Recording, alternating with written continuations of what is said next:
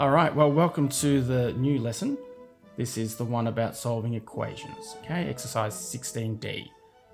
So I want to go back to the original lie that started this unit.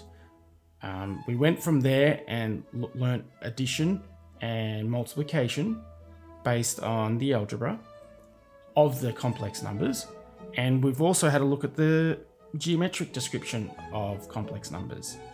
But let's go back to that original lie and see why they're so useful, what sorts of equations they can help you solve now.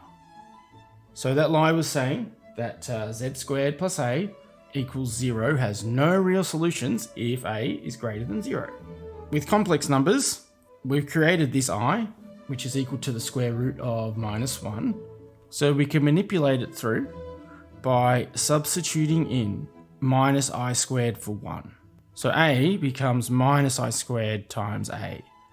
So therefore you can eventually get it down to the fact that a is equal to minus the square of I times the square root of a.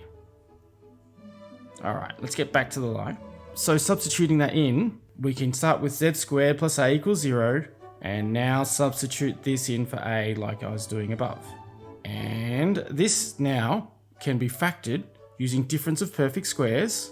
And this, of course, is the conjugate, if you remember from the last lesson. So when you've factored, then the null factor law tells you that the solution is when z equals either positive or negative square root of a.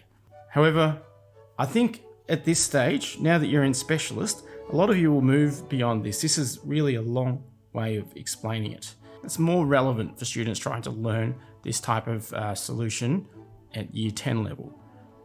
Whereas you guys, I think you could jump to something like this straight away, okay? Remembering that we'll need to sub this bit in soon. And just say z squared plus a equals 0, and then subtract a from both sides. Substitute this bit in, and therefore the answer is plus or minus the square root of I. So personally, I think that's the way to go about it. All right, let's have a look at example 13.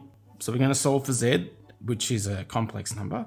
Then subtracting 16 from both sides. So 4i all squared is equal to 16 times minus 1, so minus 16, right?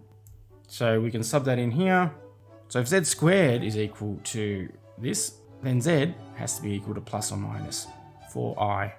For the next one, it's just as simple. Don't forget, if we've got 0 on one side, we can just divide out a constant. So that means the solution of 2 z squared plus 6 equals 0 is the same solution as z squared plus 3. And now we should be confident enough to jump ahead one step. So therefore z has to equal plus or minus root 3 times I. So that's using complex numbers to solve simple quadratic equations. I'll come back in a bit in the next video to show you how to use it in a little bit more complex circumstances.